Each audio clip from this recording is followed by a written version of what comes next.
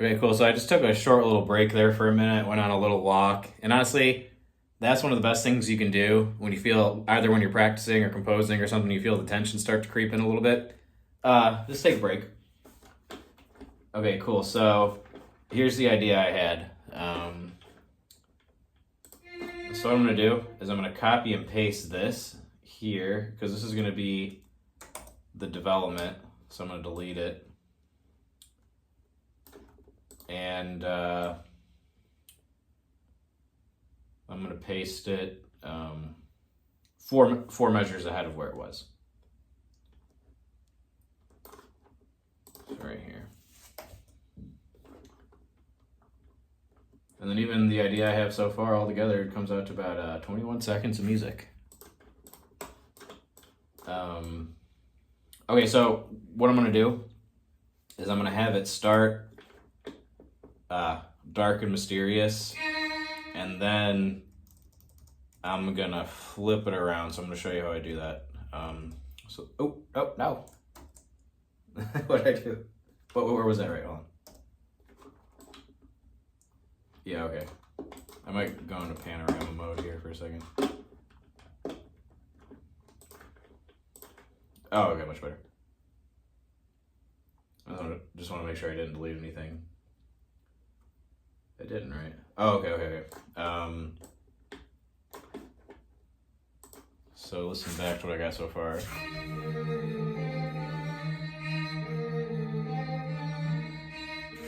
I'm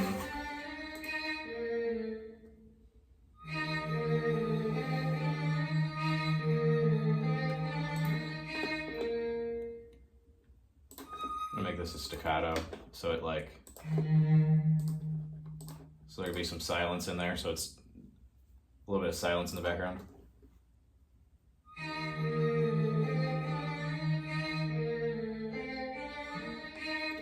No, I don't like that. I don't know what I want.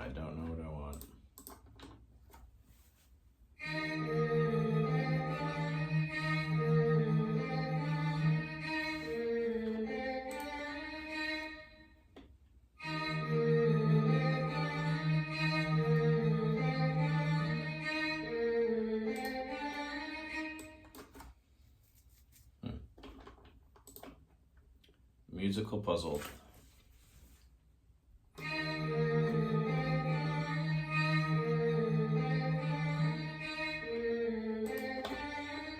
Dun, dun.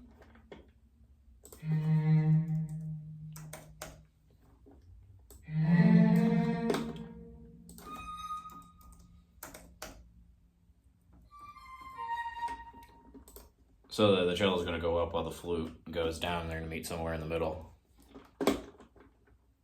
So they start off like really far apart, and then they come together closelier and closelier.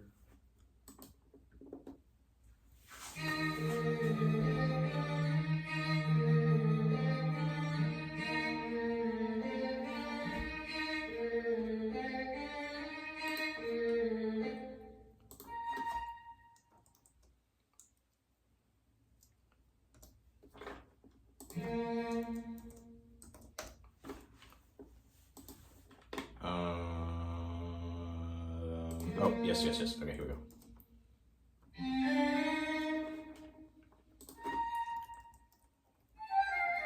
All right, it's still an octave apart here.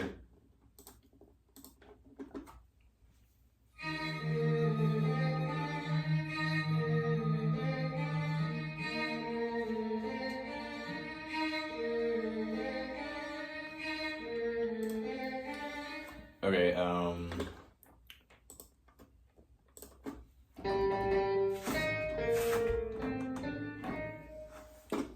okay, so they end here.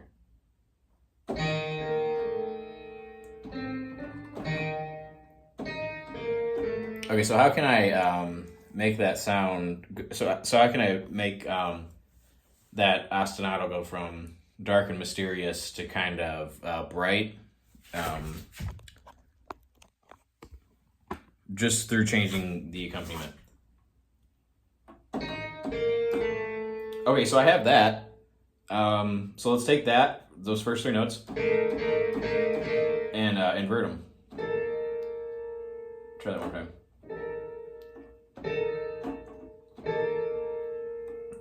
So that's one option.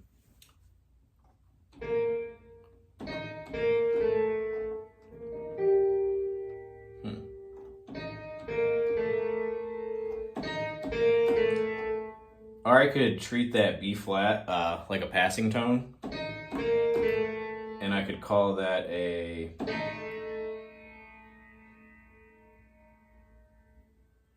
because hold on. Well, maybe if I treat the A like a passing tone, I could turn it into a E flat major chord, which is the tonic here. So we got cello here on E already.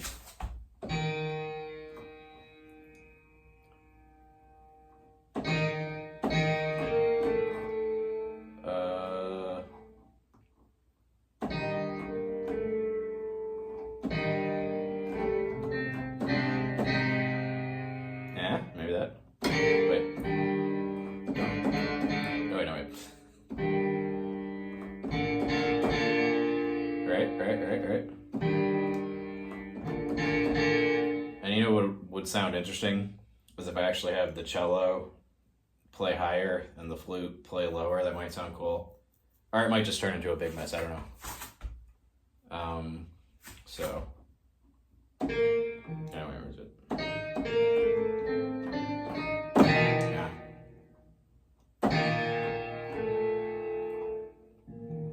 Maybe kind of do like something like that.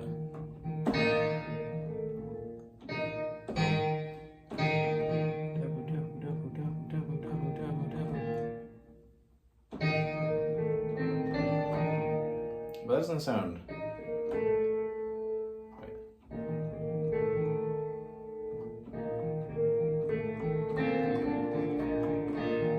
Maybe. Maybe just have them both do that. All right, let's see how that sounds.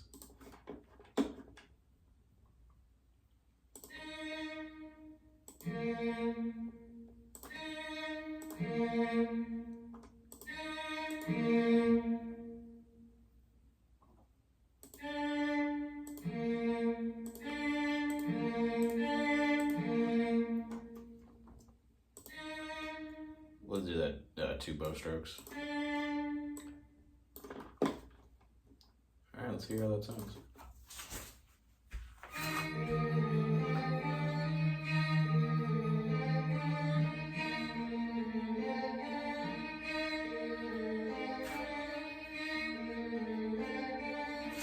Yep. Okay, big mess. This flute has to do high up.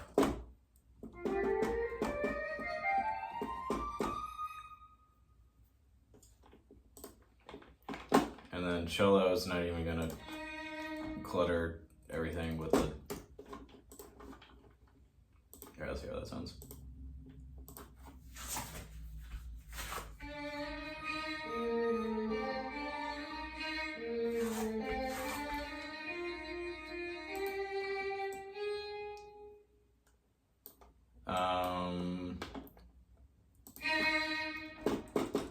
I don't know, I'm just gonna try something here. I'm gonna try to have the cello play the same thing, but in do some things in different directions.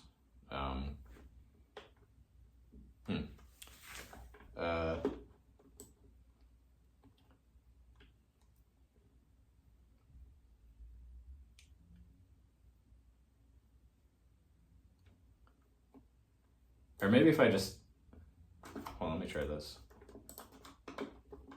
Have this shift the dynamic down to piano and then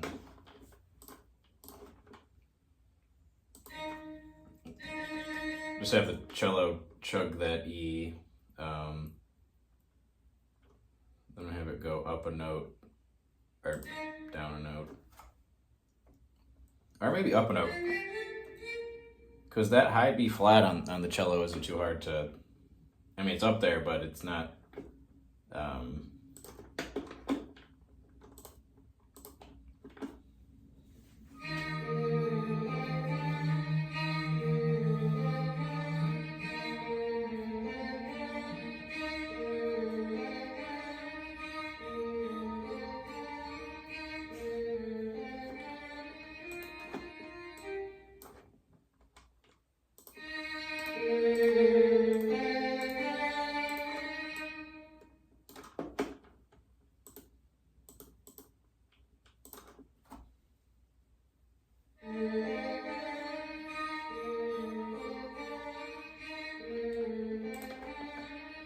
maybe if I have this go to double piano, because maybe if it's really quiet, and then you can kind of hear the accompaniment more, that might work.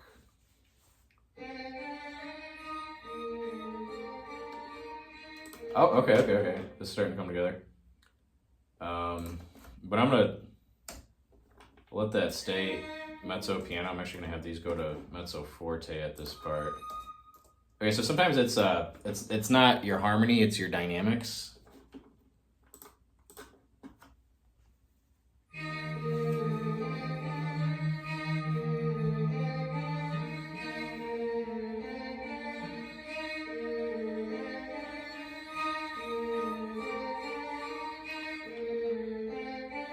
Okay, I'm starting to like that more and more. The more I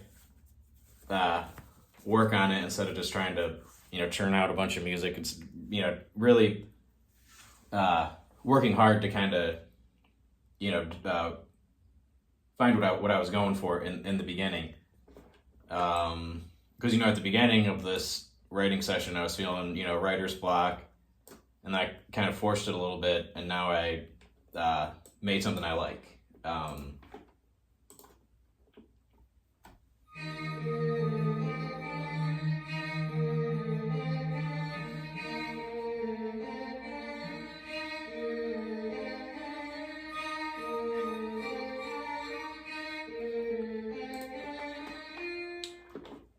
Just to experiment.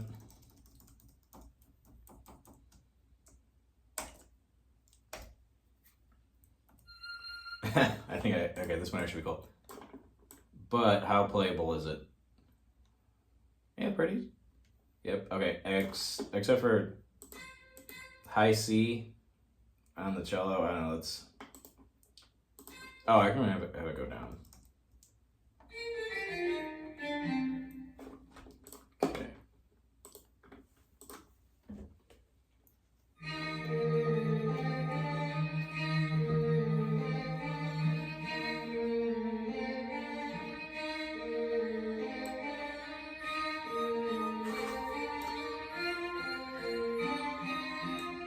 Oh, okay. I like that.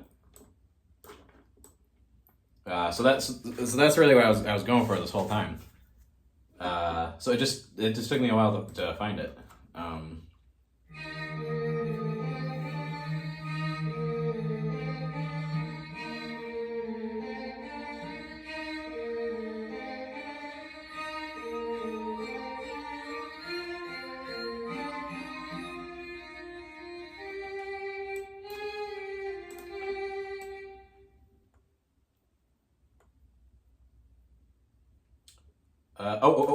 Okay. This is gonna make it because there's still something off there. So here's what I want. Check this out. I'm gonna match this up here. So I'm gonna match this up here with what the violin's doing. So it's gonna be this.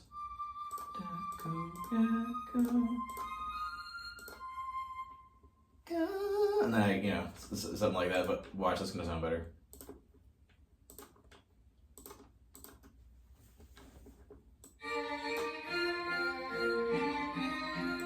Okay, and then I'm gonna have this do dun, dun, dun. All right.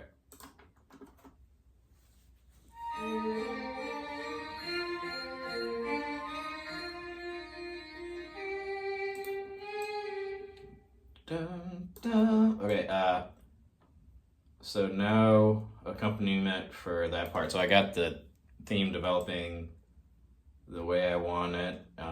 It's playable.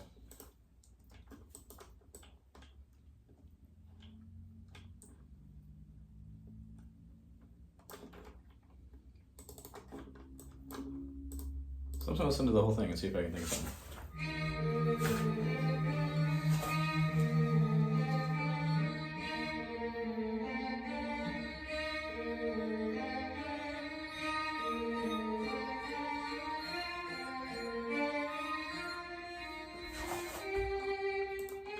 Maybe I could put a retardando here.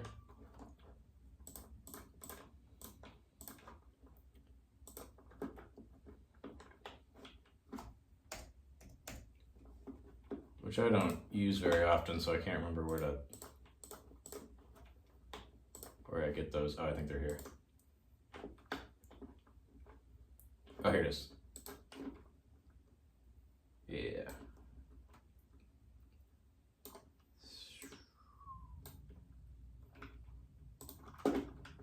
See how that sounds.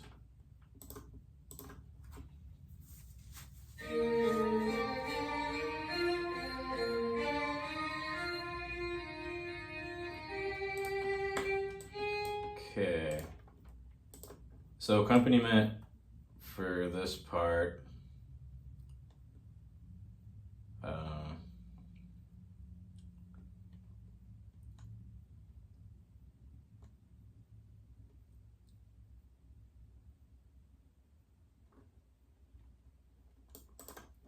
How's that gonna work?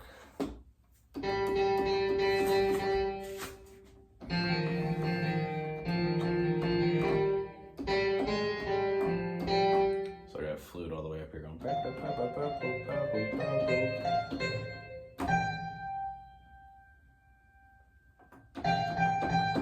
All right, so high G. Not the easiest note in the world.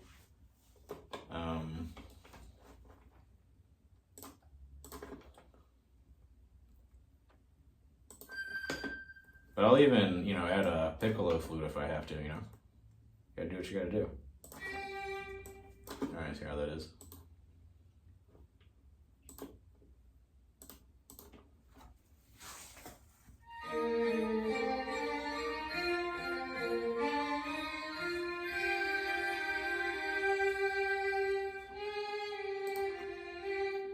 Okay, cool, I like that.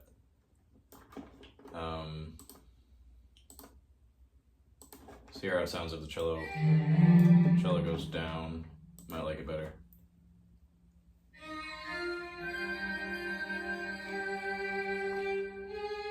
Okay, so I'm hearing this.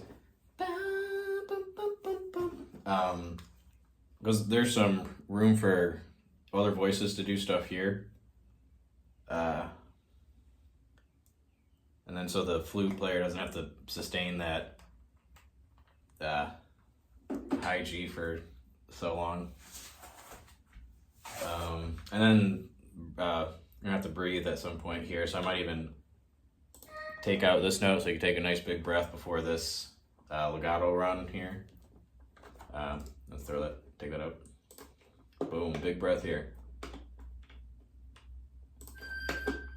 Okay, might even make this staccato. And then it's gonna come down E flat major chord.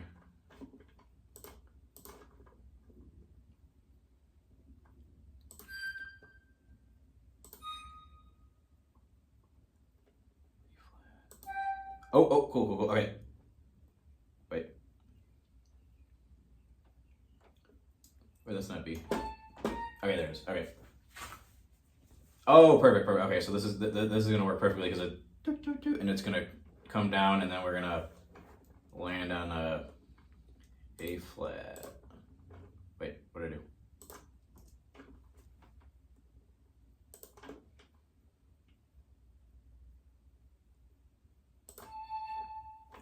All right, let's hear how it sounds.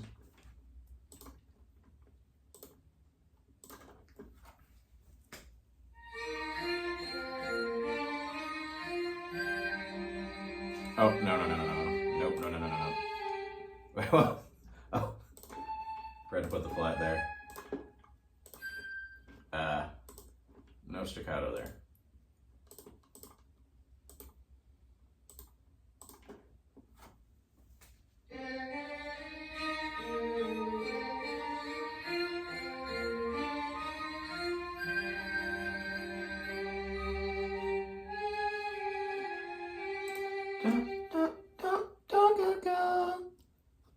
Cool, I like that.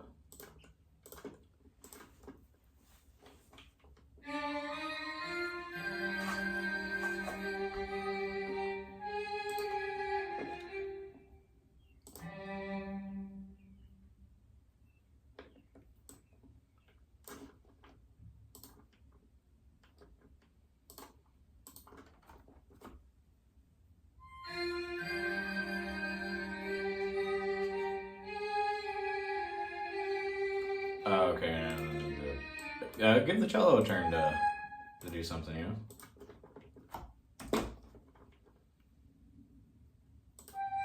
Okay, cool.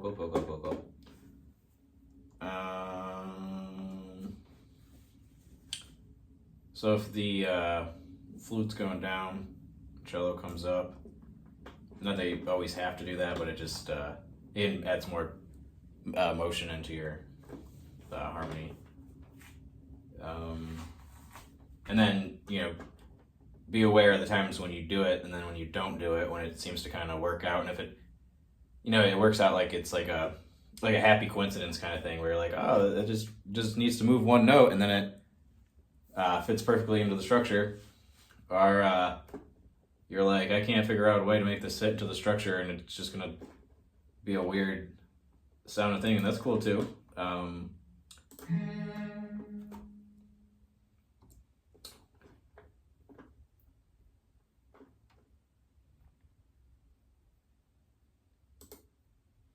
Might have the cello do some kind of G minor run kind of thing here.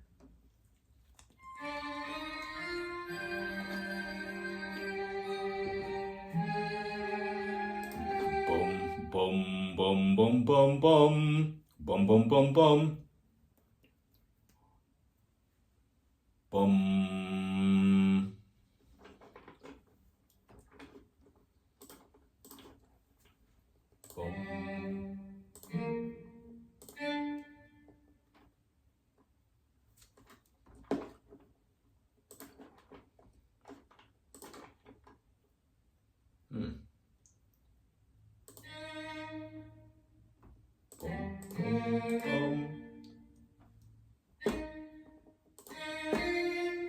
Boom, boom, wait, boom, boom, boom,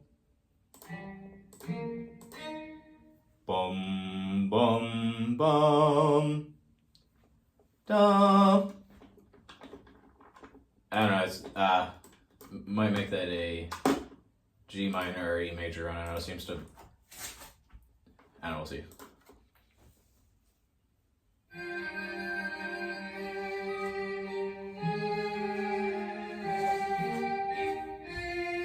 Okay, yep. Alright, that was a good call.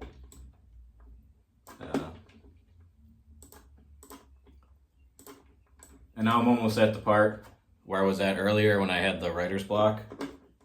So now let's see, now that I did all this other work and developing and stuff, see when I get there. Oh, okay. So another thing I want to do, so I might actually delete that measure altogether. Because another thing I want to do is have this thing just be a one measure thing as a transitional. So it's a transitional sort of measure kind of thing going on.